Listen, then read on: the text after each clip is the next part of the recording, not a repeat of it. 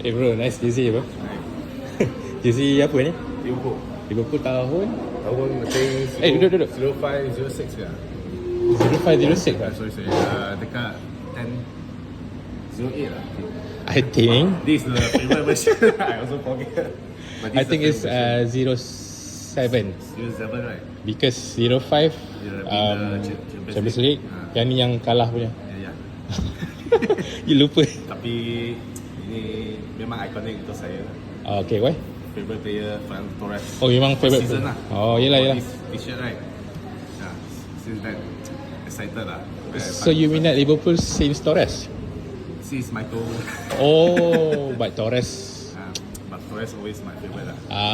I see. So, yeah, maybe you boleh cerita why you minat Torres ke? You know, Handsome. handsome first, then his finishing is perfect.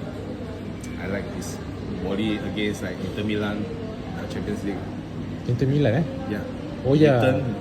The turning then score. I And then remember. another one same, almost the same like Arsenal.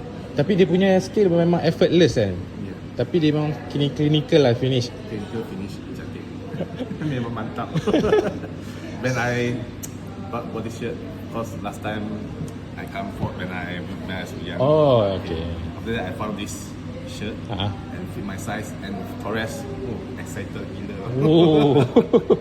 I dengar pun goosebumps oh. You sangat excited oh. Excited lah, that's why. Tapi unlucky lah sebab Torres tak menang Champions League. Yeah, tapi tak ada fans. Tapi Tak ada Champions League, tak ada Premier League. with Gerrard, the perfect partnership. Ya. Best. I pun fans Liverpool. Yeah. You kalau tengok you baju I walaupun tak pakai jersey pun, it's Anfield. Yeah. Because my size is very hard to find jersey.